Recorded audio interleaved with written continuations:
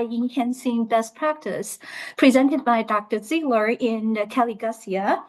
And they have presented this at ACT for one of the language, I think one of the special interest groups, right? Yeah. And today we have the honor to invite those two great teachers here. And Dr. Ziegler and Kelly, please take it away. Outstanding. This is a session that we have offered 3 times now, one to a language group in China, a second to ACTFul. And Kelly hates it when I do this, but I'm going to do it. And so we presented this at ACTFul because Kelly was identified the ACTFul Distance Learning Teacher of the Year this last year, and which is outstanding. ESU 5 provides world language services to 10% of all Nebraska schools. 10% of Nebraska public schools take Spanish or French classes through ESU 5. I'm the administrator. I'm Nick. We presented this at Southwest Colt as well. I think, Kelly, was that last weekend? Yes, it was. It was a very busy weekend. So tell us about Southwest Colt. I'm just going to put you on the spot. How much fun did you have there? It was great. We got to see new faces and make a lot of new contacts and, maybe have some future partners for AI things that are being developed. So that was very exciting. You know more about it than I do, though. It is true. Actually, one of the slides in this session we have updated to at Southwest Colt. It's the Southwestern Region Conference for conference on language teaching. That was this last weekend in Denver. I presented a session separate on AI fire hose where the emphasis was on the tools. In this session, we're going to talk about the best practices. We'll spend some time thinking about comprehensible input, forced output, negotiation of meaning. We're also going to look at AI tools, but for specific purposes, like creating content, creating content to engage students in task repetition. We call these engagement activities.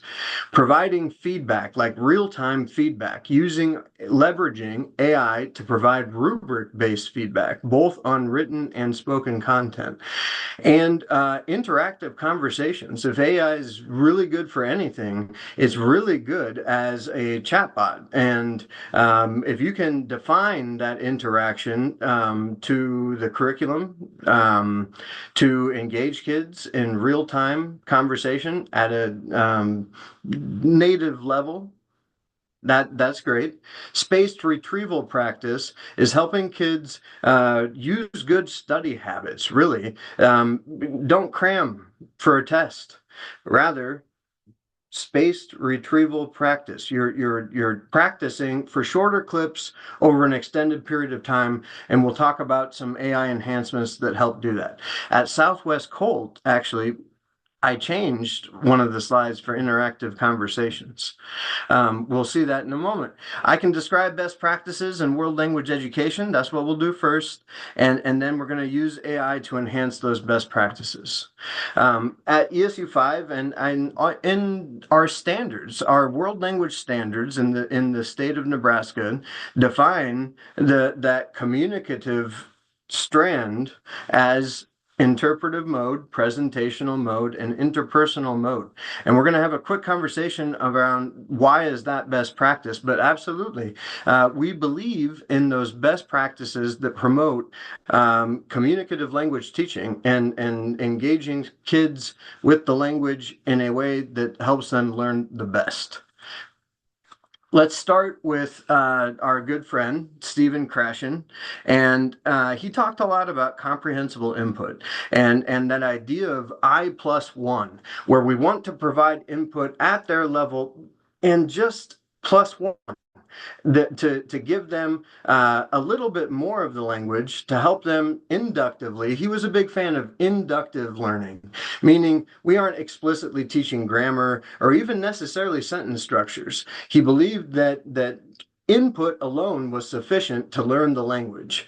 And so we learned good things. He also talked about the effective filter, whereby in a classroom, world language classroom certainly, but other classrooms as well, we we need to help the kids lower the affective filter, feel comfortable, develop that culture in the classroom around language learning, specifically for us, that it allows kids to be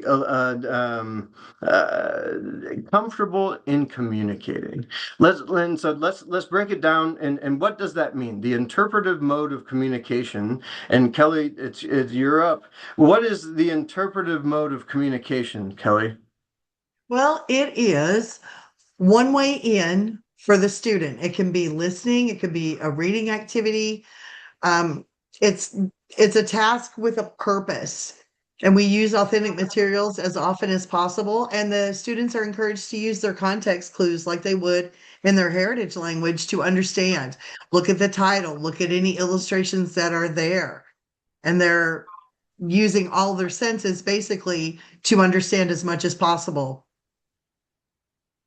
It's not.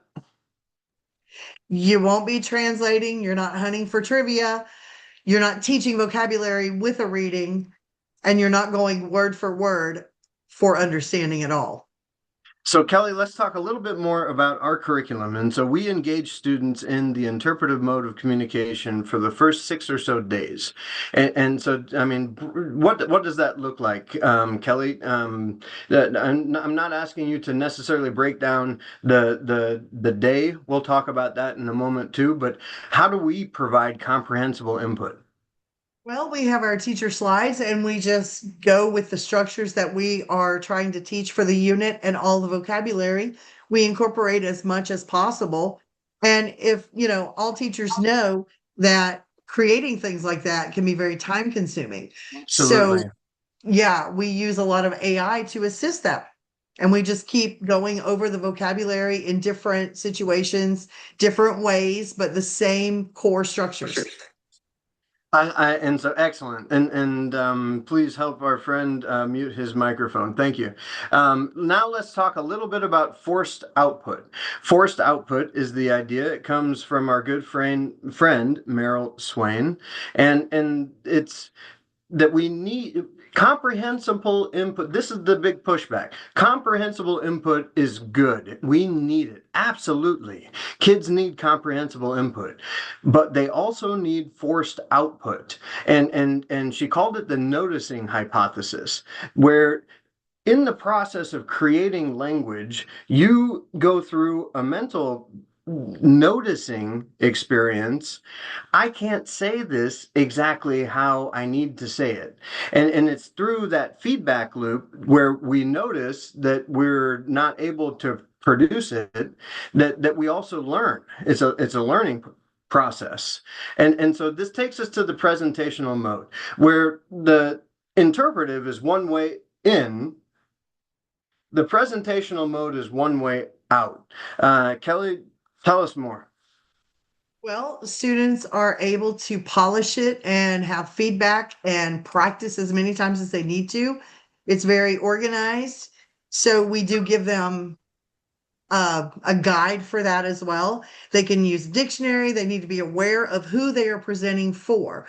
Is it a teacher? Is it the community? Is it just for their classmates? So they have to keep their audience in mind. So it's not something that is just for the teacher. It's them polishing something for an audience, whoever that may be. It doesn't always have to be the teacher. Right. And and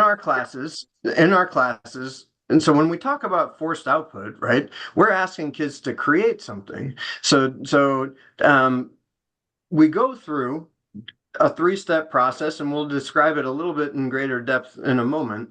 But we start on paper. Kids write a rough draft based off of a well-defined outline that mirrors the content that they had access to in the comprehensible input phase.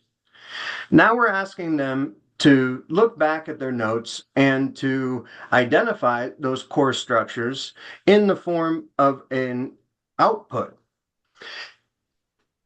Kids can create some amazing things. we incorporate those student products. So each student goes through a rough draft process on paper first, and then creates something great, like a cartoon, like a poster, like an AI image. One example was in a retrato, an image, and so an art unit in a Spanish class. Students took a picture of themselves and ran it through AI to match the style of art from among 6 or 7 different artists that we had learned about in our retrato in the art unit prior. Kids create something wonderful then from that rough draft, and we then recycle it as part of the interpersonal mode of communication. So instead of kids creating something wonderful and then moving on, Kelly talked about an authentic audience. And so the kids are creating those products not just for the teacher, but because they know they will be reincorporated in the interpersonal mode of the unit, getting kids to negotiate meaning.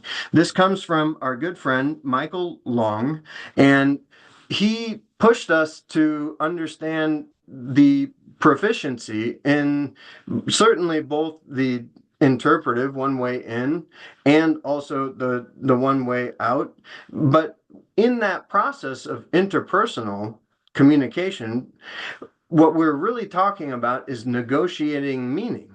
And that includes certain things, for example, nonverbal gestures. I'm an individual who uses my hands, you may have noticed. It's also the nonverbal, right? And so gestures, certainly, but also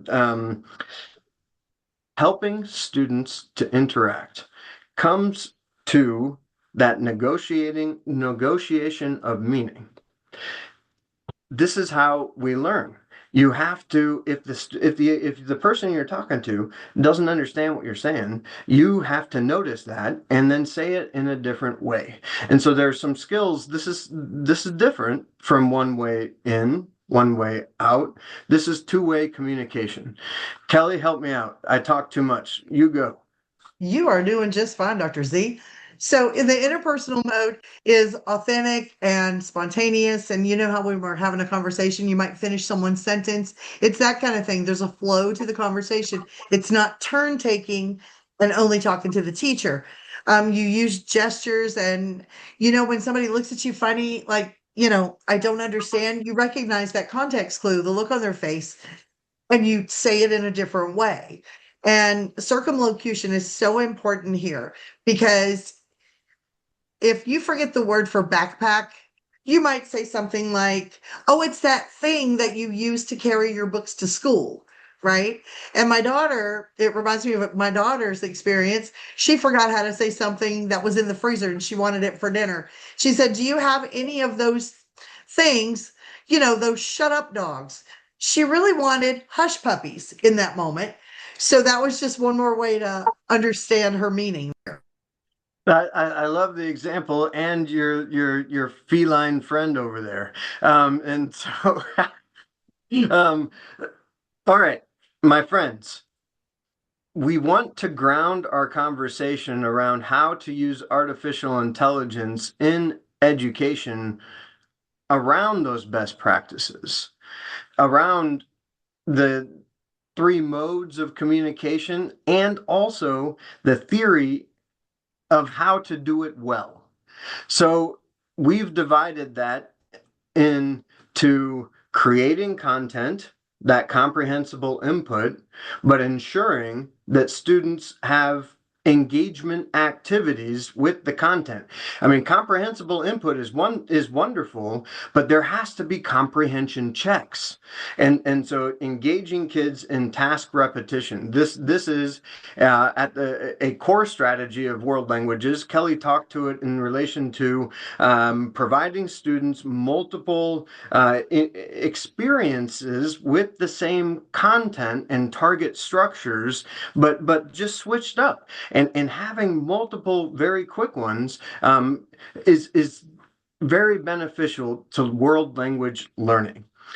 Providing feedback, real-time feedback. It takes a while, if you're going to read through, I don't know, 60 different rough drafts of a presentational product, it does help if you engage the kids in some real-time feedback powered by AI to help them with the original draft. We'll talk about more.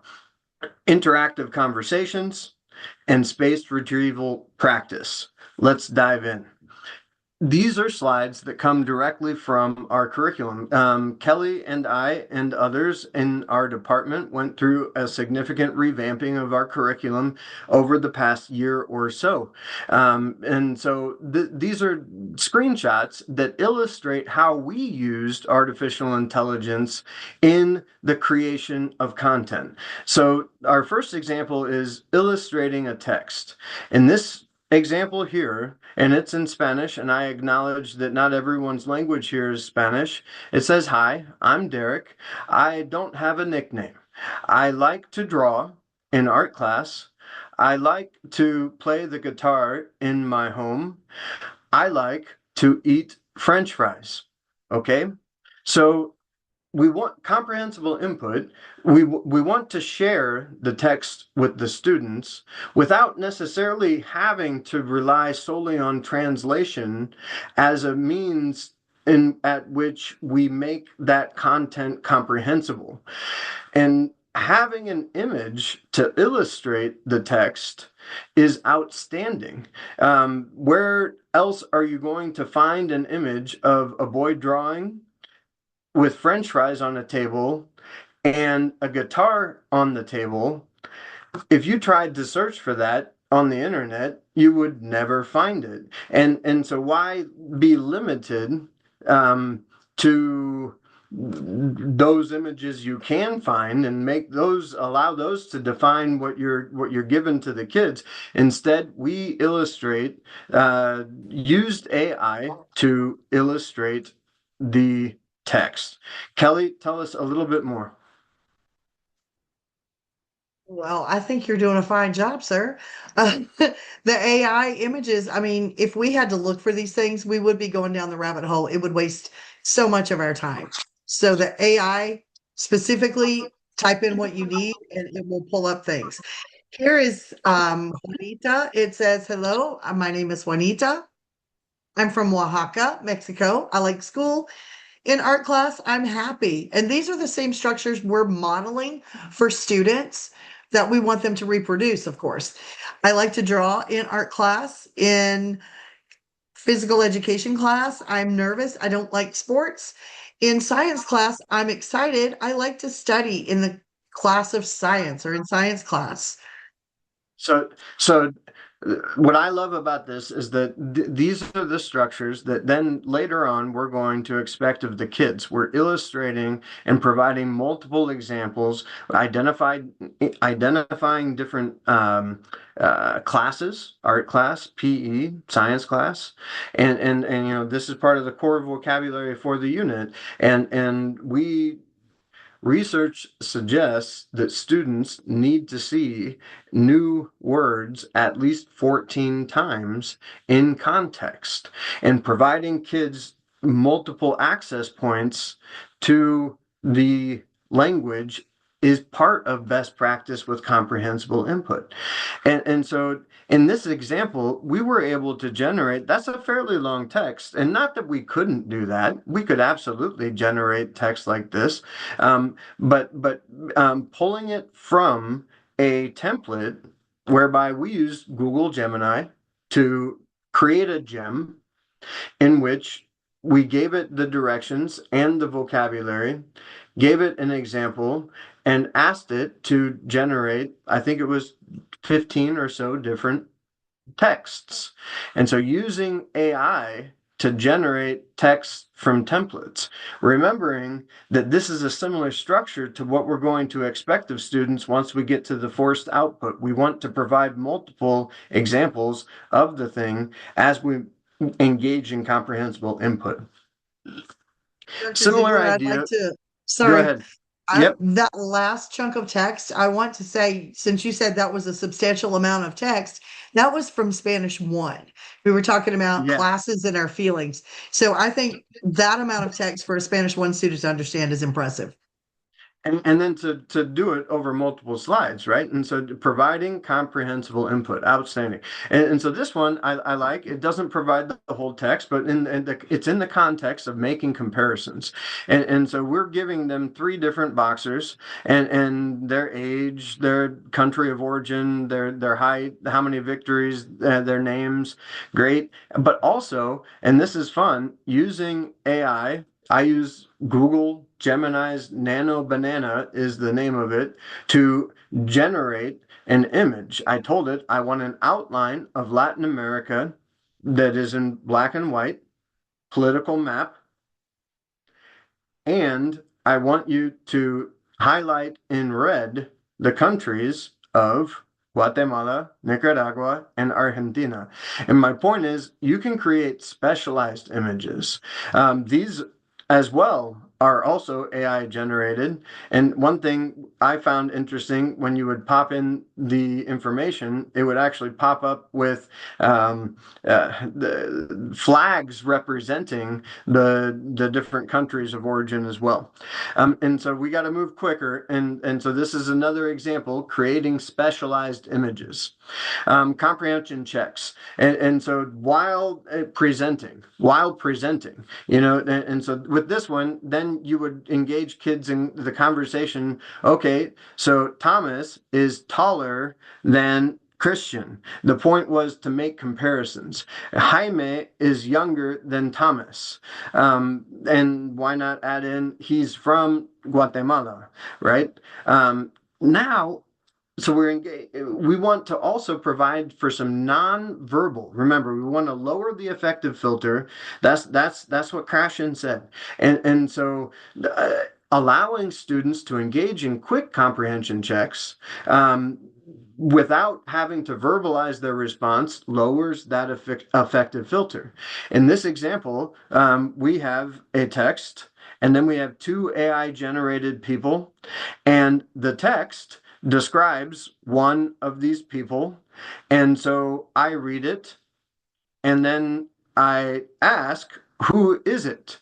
Students will then show with hand or fist which side the text reflects.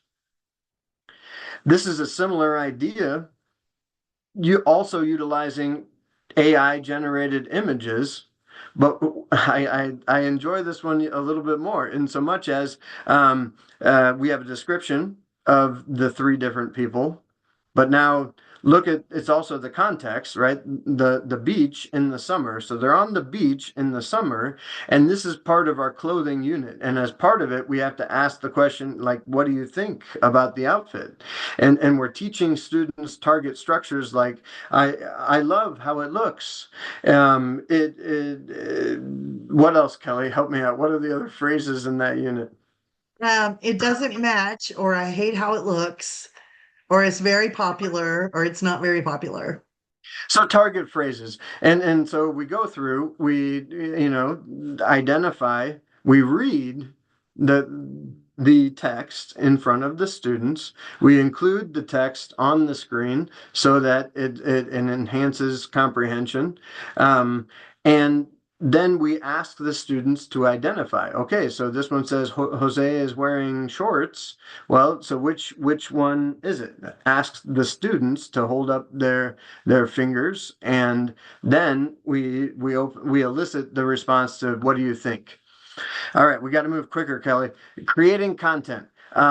Veed.io is the name of the tool, and it allows you to create a video, an instructional video from text. You can describe the context. You can tell it exactly what to include. You have a lot of power over the creation of the video, and the quality of these videos are pretty darn high. I like that they change what you request into a little bit more of a native level language, but that's okay when we consider I+1. We'll show you another example of this in a moment. But the point is creating content. Mhm. Creating content in the form of instructional videos. We've created also other videos over La Quinceañera is a Hispanic tradition to honor girls as they enter into adulthood on their 15th birthday, creating like cultural things around the history of the place is very easy, and they're very quick videos. It's a great use of AI.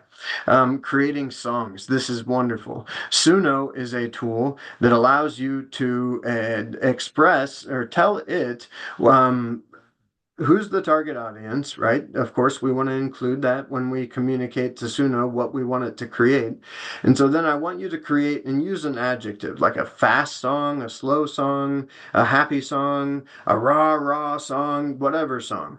And what genre of music? Do you want it to be a happy country song? And then also identify what you want the song to be about, which is powerful. This is, we have incorporated this into some grammar time jingles. I'll show you another example in just a little bit. But the ability to create a song that is really pretty high quality is impressive. This is Suno. Kelly, you might maybe pop in the chat anytime I mention a tool. It'll be hard. Try to keep up. That one was Suno. Suno. Okay, Okay. sir, we did have a Yes. question. What Okay. is the tool to create videos? Okay, and so Kelly, yeah, let's do that. This is veed.io, veed.io. There's another one that's Revid AI, and I'm going to talk about that right now. So we made songs we call them grammar time jingles in Suno, the song creator, and then we turned them into music videos using Revid AI. It's another tool that allows you to, with Suno, wait a second, back up. With Suno, the song program, you can download the MP3. And then with Revid AI, you can upload the MP3, and it has the ability to create a video from a music file, effectively creating a music video. And it's pretty darn amazing in that then we take it a step further and we incorporate those music videos into a program that's called Lyrics Training. Lyrics Training. This is an online tool, free, that allows your students to watch music videos, and it turns them into close activities. In this example, you're actually seeing a quick, fun grammar exercise in which you have to listen, an interpretive task.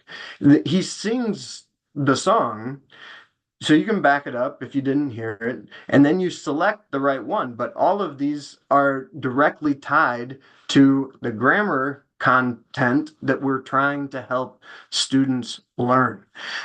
Great use. All right. Creating content. We talked about Veed.io as a video creator. I love this example. And so we're still playing Who Is It here. And so this is a comprehension check. And so we're still playing Who Is It, hands or fist. And this is the I. This is, written directly out of, with the target structures, content that is incorporating multiple vocabulary words, and we're asking students to understand the entirety of, this is Spanish 1, a small paragraph. And then we also read the other side, and we go through, not with translating. We're not translating, but you might pick a word and engage in a quick translation if you have to, but not the entirety of it. Then we are watching a video created by Veed.io that incorporates, and so with Veed.io, I copy one of the texts into it, and then it turns it into a video that says something really similar to this, but at a +1 level. Kelly, explain what I mean by that in different words. Okay, so basically what you see on the screen is not everything that appears in the video. The video and the person speaking in the video adds extra information that most kids can understand by the context. So it's at their level, but it pushes them a little bit higher. I love it. And so wonderful. Let's continue. We're gonna transition now. That was creating content. We talked about a few different tools for text to image, text to text, to text to video, text to song, text to interactive close activity. Let's talk about task repetition. And so it's one thing to engage students in, your whole group instruction, and especially if we back up a few slides and there aren't those comprehension checks and we're on a slide that it looks more like this, where it's just content. We want to ensure that we give students the opportunity to engage in comprehension checks. Why do we do this? In your class, it's important that, best practice says chunking information is important. We can't just drone on and talk the entire time without engaging students in a comprehension task. A quick check for understanding. That's what Robert Marzano calls it. Task repetition. In our curriculum, we have a paper-based connection. You could certainly do this digitally if you so desired. But we are asking students to then relook at the same text that we just went through. We just went through some comprehensible input. Here's the exact same text. And now quickly match the image. And why do this? It gives everyone a quick experience with the content once more. We like to do this on paper, partially because in today, there's actually a conversation around, how much is too much tech in education. We have a paper version of the engagement tasks, those quick checks for understanding. I want to illustrate for you a few different ways we structure them. This is an example of a matching task. This is an example of a quick translation task. And so once again, they're seeing the same content, but now I'm asking you to translate the comparison sentence. This comes out of that comparison unit. And so we have to find the sentence that makes the comparison out of the other content that is also the target content for the unit.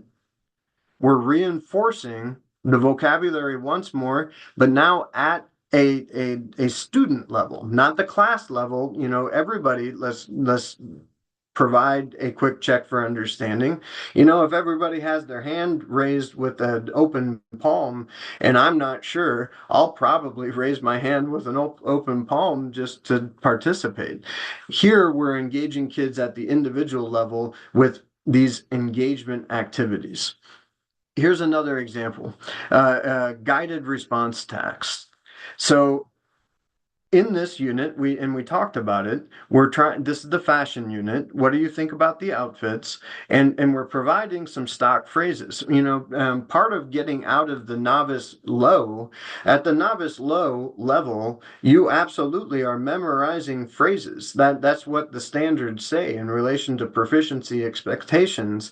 We're trying to not only give the kids new vocabulary in a new language with new sentence structures, help them out a little bit with some targeted phrases. And so it's very fashionable. It's a little popular. I hate how it looks. It doesn't match. And I love how it looks. Okay. So they read the context, right? It's the context. These are our boys on the beach. And then they have to read once more. We just did this in class together.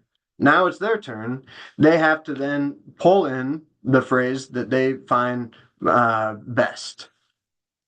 Here's a labeling task where it's kind of like the matching, but it's structured differently on your content. The options are across the top, and then you just simply have to label. It's basically matching, but it looks just a little bit different.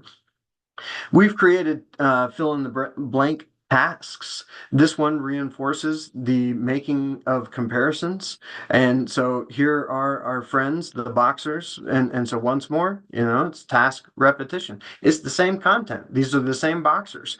But now we're giving it to them one more time, and it includes the individual level comprehension check. And certainly then after students have that, students only have this is intended to be finished within 5 minutes. It is quick, right? We're not asking the students to spend 15 minutes. And if after 5 minutes students don't think that they are finished, that's okay. Let's check together, quick check for understanding as a whole class, and let's move on. Brisk pacing is important. You don't want to allow for kids to, sit there and be bored. Let's continue and engage kids at a deeper level. All right. Before I continue to providing feedback, Kelly, I said a lot. We're talking about comprehensible input and engaging kids in some task repetition. What final thoughts do you have before we move into the next section? It's just that we're spiraling and reintroducing vocabulary and recycling it for the whole unit. Outstanding. So that is comprehensible input. Now let's move into the forced output mode and talk about how can we use AI to enhance what we do. Every one of our products, as I said, begins on a sheet of paper, and there's no computers. The students can use their notebooks, which include target structures that we're asking them to complete, but now it's their turn. They can reference those things, but now it's their turn.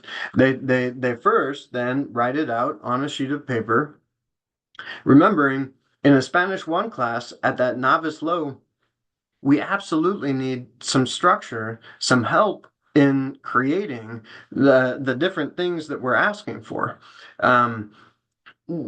Providing supports like an outline that specifically identifies the target structure that you're asking for, instead of giving all of those questions at the top and having kids, have to sift through it.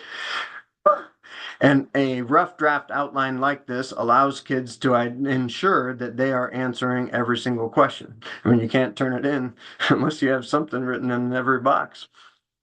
So instead of, help me out, Kelly.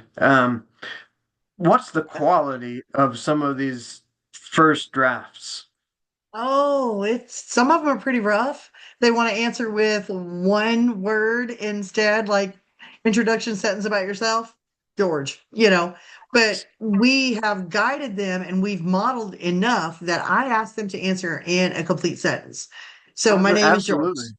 Yeah, so they have the skills for this. No, by the time we get here, that's true. But I'm trying to make the case for, on these first drafts, we have, I don't know, 20 kids in a class, and so now Kelly would receive 20 of these. Kelly would have to read through 20 of these and provide feedback on the targeted thing.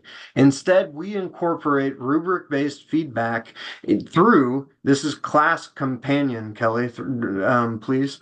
And Class Companion allows us to set up a question by question. These questions reflect that rough draft. The student enters their response, and then you can define the rubric however you want. Ours is spelling, punctuation, sentence structure, but it then scores the response. You can set it to provide as many attempts as you want. We have this one set, ours are set to 3 attempts. Now, it does. So, for example, right here, it is suggesting responses, and that's okay. Remember with me that the forced output, the best practices around forced output, is that we are learning to produce accurate language. And, we went through comprehensible input, and now we're asked to create the thing. I had my first attempt, and now I'm getting feedback from an AI first before turning in my final draft back to the teacher. The teacher still gives, and so in our case, after going through the AI, we ask students in their second draft, so it's draft one by hand, then get AI feedback. Draft two is in a Google Doc, they fill it in, or in our Canvas learning management system, we use the annotation tool. Then we get the teacher feedback before the kids create something marvelous, right? I mean, Yes.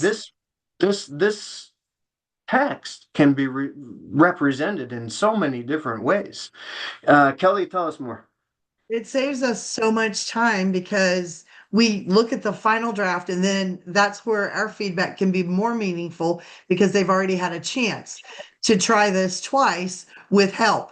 So also on the teacher dashboard for a class companion, I can see whether they were copy pasting. There's actually an alert that it will show on the screen so that if they need an accent mark over a letter, for example, that's okay. But if they're copy pasting a whole sentence in, then that might suggest another problem. So this is very helpful. It saves us so much time. Outstanding. And so this is a different tool. This one's called Snorkel, Snorkl, Kelly, Snorkel. And you can see it right on the screen. Snorkel AI. This tool allows for students to answer a prompt. Students record their voice answering the prompt, and then it will provide AI generated feedback.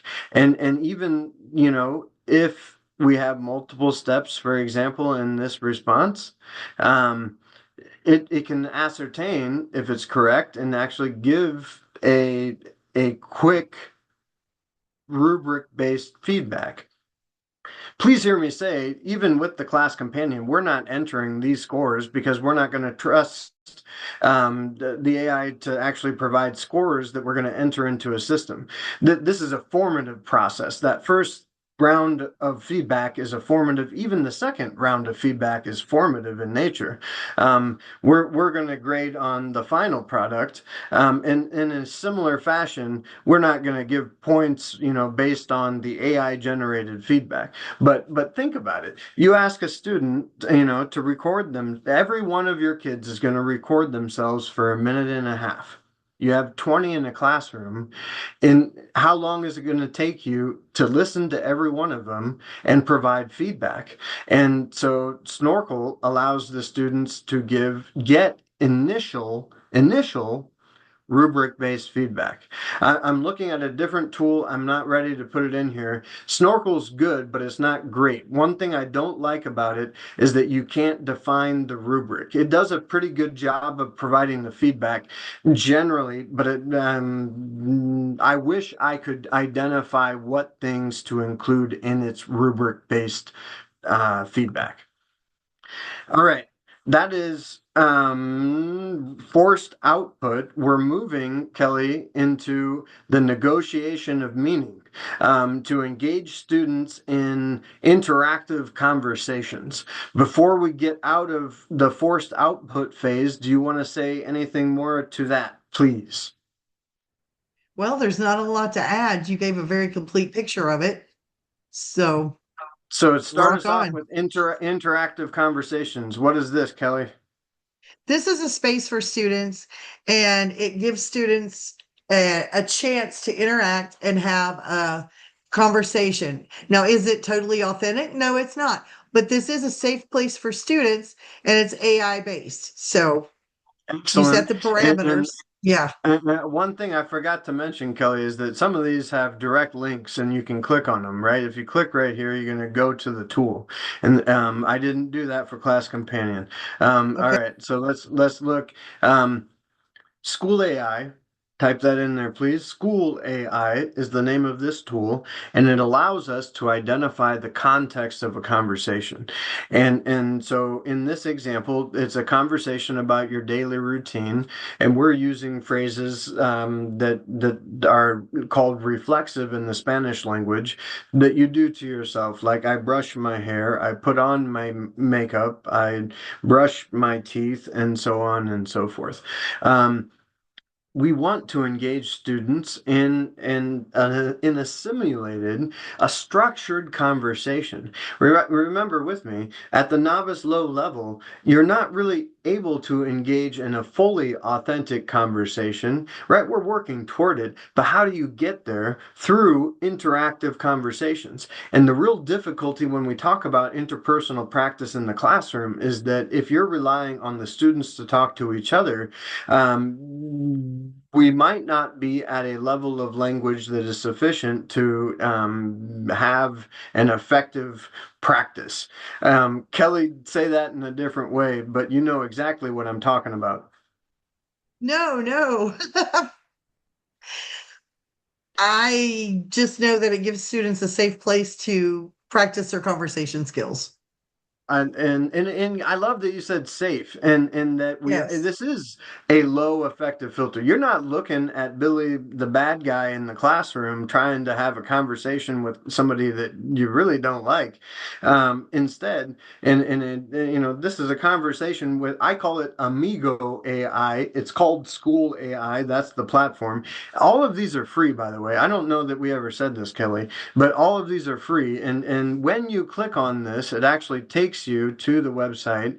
And I'm sharing with you all, I think it's 108 different spaces that we have created. Some of them are Spanish language, but when you open it, you can then revise it to make it your own. And that includes, writing the prompt for these things is a bit tricky. To provide the chat bot, this is a chat bot. The other thing I love about it is that every one of these interactions on the teacher dashboard is visible. It gives you wonderful real-time feedback. This is again School AI. Great tool. Absolutely. And if kids are All right. getting off task, you can see that as well, and it shuts them down. And you can Mhm. search for spaces and remix it to your liking. Absolutely. Yes. I shared with you mine, but inside of the platform, there is a search function, and others also are sharing the things that they've created. It's impressive. And you can have an interactive. We actually also use this for interpretive practice, where it generates a text and then engages kids in a comprehension check. And I've written them in a way that gives students a final score at the end of it. So great tool. How about interactive conversations that are oral? That's a bit harder. And so what we just looked at was text-based. This is a different one. It's called, Kelly, Speaky with a Y dot space. Speaky Space. And this is the one that actually at the conference this last weekend, an individual, they were brothers, came and gave me their business card and asked me to check out their tool. I had been incorporating, it's called Talos, Talos, but I don't actually like that tool quite as much as I appear to like this one. Speaky Space for free will allow your students to have a conversation. I think it was what, Kelly? Was it 5 minutes 10, a 10 day? minutes. 10 minutes. 10 minutes a day, but 30 Yes. minutes a week or something Hmm. like that. Right? And it's I it has great promise. This is not a tool that I'm currently incorporating. But it has great promise. The we do this a lot. I would also like to start with the oral conversations. It's pretty great. I guess let me say why. In the moment, this tool is not set up to be well defined like the other experiences. I can't define the context of the conversation. In this example, actually, I did this the morning of the conference, and so I have it speaking to me in Spanish, but then I responded in German. Interestingly, it did transcribe what I said very well. And so it actually, with voice recognition, even though I was using my voice, in a few different languages, it caught German, Japanese, and English, and also I was speaking to it in Spanish. My point is that it's versatile and it has promise, but I'd like to see it have more ability for me to identify what the kids are talking about. The other difficulty was that it started into a higher level of the language in what it was saying than maybe was appropriate. All right. That was a lot, Kelly. Gamified practice, spaced retrieval practice, right? We want to engage kids in spaced retrieval practice, bringing back the vocabulary, for example. And how can we do that like quick without giving them another silly worksheet? Gamified practice is a lot of fun. The kids enjoy it. Kelly, what would you say to gamified practice? What are we looking at?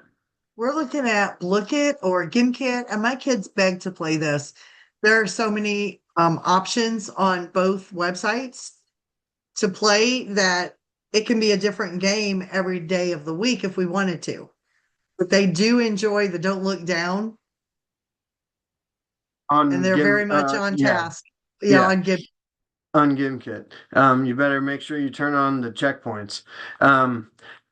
The spaced retrieval practice, right? Bringing it back to the forefront. This is, I include this. It's not necessarily directly AI related, but these are two tools that we love. I pay for access to Gimkit. I don't pay because it's free. Blookit is free, and so if you're not using those for some quick practice, I recommend it. You might also have access to a learning management system. This is an example from Canvas, which allows me to create a question set with 40 different questions and then have it pull from that question set to provide students 5 comprehension questions, and it's random so that they could take, it's a 5-question quick bell ringer activity that is going to show them the text. Now, how did I create the text? Of course, I used the text to text generators, and I told it I want 40 different examples incorporating these words, and I want you to boldface the words that are vocabulary words to bring attention to them, and help it make it even more comprehensible. And then one question. So quick bell ringer, spaced retrieval practice. We're not talking about spending 25 minutes practicing, but rather quick bursts and good times.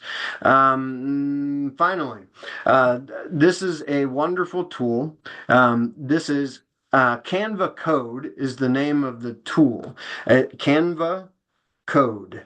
If you search that in a Google search, it will take you to Canva, the tool that you can use to create presentations and other things. Canva also allows you, and this is revolutionary, it allows you to engage in what's called vibe coding, and so I'm sharing this with everyone here. This is I guess specific only to our Spanish friends, but it is a proficiency test, and I guess I'll provide it as an example, recognizing that not everyone here is a Spanish teacher, but using Canva Code, I was able to create an adaptive test that directly aligns to the proficiency scales from novice low all the way to advanced mid. I created a question bank of around 90 different items, both for the listening and for the reading. And so I write text to text generation, created multiple examples at novice, low, mid, high, advanced, intermediate, low, mid, high, all the way to advanced mid. And I used AI to help me do it, but then I saved it inside of a Google Doc, right? Just here's my question set. Now, the listening was harder. And so for the listening, it wouldn't create the audio files for me. Canva code could create the interface whereby, I select who I am and then the listening test. And so the interface, and I don't have the sound shared, but trust me. Kelly, could we hear that? I doubt it. I don't click shared sound. It was just a tiny bit of noise there. Yep. Sorry. And that's okay. And I'm not gonna care. It's okay. And so I had to create the audio files inside of a different system. It's called Love Voice, LUV. I think there's two V's, Kelly. You might pull it up before you share it. It's Love Voice. It's an AI text to audio whereby you can download the MP3 of the audio, and it was in multiple languages, and it would allowed you within Spanish language to actually select from people from multiple countries, almost across all of Latin America. And so I generated, I guess I'm going to have to do it now, don't I? I have to illustrate what we're talking about. I'm going to try again with the sound share. And so here we go. Hoy es lunes. No me gusta el lunes porque tengo muchas clases. So this is an example of the novice low. It's very, very similar. Very, very basic is what I'm saying. Hoy es lunes. And so today is Monday. Hoy es lunes. No me gusta el lunes porque tengo... No me gusta el lunes. I don't like Monday. Okay, so I got one right. The question is, how many people are in the speaker's family? En mi familia hay 4 personas. En mi familia, in my family, I... Mi padre, mi madre. En mi familia hay 4 personas. En mi familia hay 4 personas. I'm asking to identify how many. So we're at the novice low, but then it's an adaptive test, and then it goes to the novice mid level of proficiency. I'm not going to go through the whole thing. This is just an example of how you might use Canva code to create a sophisticated interactive portal. The other thing I love about this is that there was no login. You publish it as a website and then you share it to the students. In relation to student data privacy, this is ideal. All right. Excuse me, That's boss. space. This is one of, Yeah. I'm sorry. This is my favorite thing that you have created recently. This is amazing for my students. So thank you for. You're welcome. It's actually pretty darn cool.